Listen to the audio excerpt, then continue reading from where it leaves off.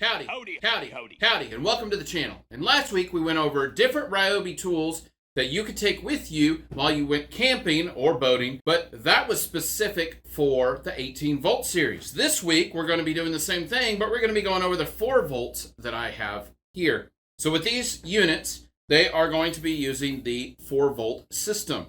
Now they have two different ones. They have the ones that typically come with it, and this particular one, as you can tell, doesn't have anything fancy about it. It just has a port. However, there's some of the 2 and 3 amp hours that have this little push button on it.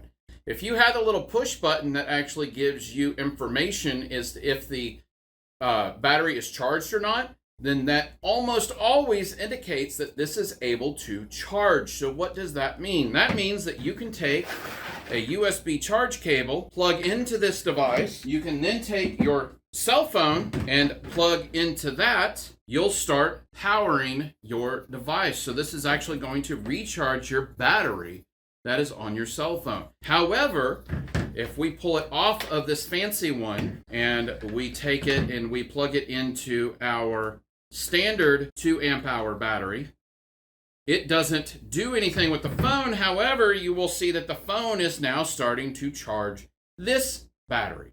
So it's pulling from here and putting the charge into here. So there is a difference between the 2 style batteries. So if you're wanting to have the ability to remote charge your devices, be sure that you're buying the one with the fancy schmancy little button on it so that you can actually use this as a portable charger. Now, the next things that we have with that I would highly recommend with the 4 volt series is the personal fan. Now, I've had a review of this personal fan, and I'll be sure to link it below, but this is a clamp fan. The clamps! So you're going to be able to clamp this on something like a cot or the edge of a table whenever you're at the campsite, and the head swivels on it. It's not a full 360, but it's mighty doggone close to it. And then it has 2 different settings for the fan. It's got a high, which is where it's going to start, and then it has a low. And with that low, it's going to have a very long runtime with this battery. And so it will give you circulation, especially if you're a little tacky overnight. It's getting hot here in Texas right now. And this actually makes it where if you're in a tent, it makes the tent livable. Next, we're going to have the 4 volt flashlight.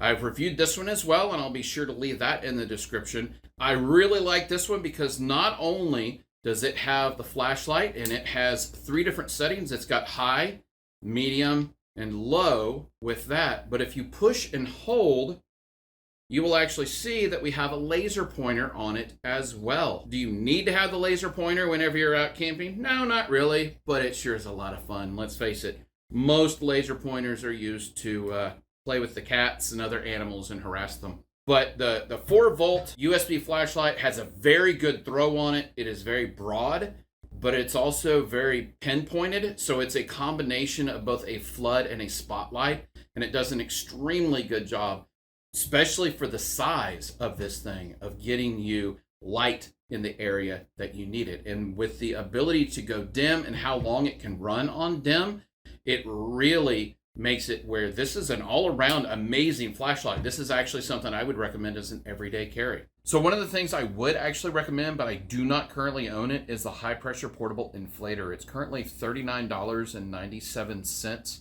It is model number FVI F51K. So this little unit will not only allow you to inflate your bicycle tires, as well as it comes with a needle valve, so you'll be able to air up your volleyballs or basketballs or even dodgeballs. This will be able to inflate that for you. So I know it's short and sweet this week, but those are the 4 volt items from the new USB Lithium series from Ryobi that I would recommend taking with you camping. If you have any questions about this, be sure to check out the already recorded videos below, or if you have any new questions on them, be sure to comment below. And if you do, I'll be sure to post it like this one. Thanks for watching.